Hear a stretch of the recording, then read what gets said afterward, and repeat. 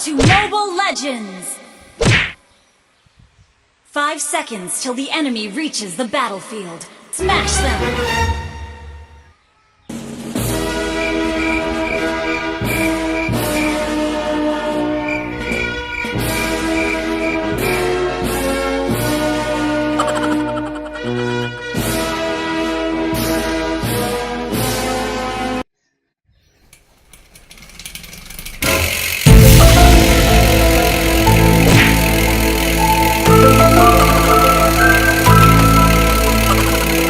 Roll it up, we gon' burn it down.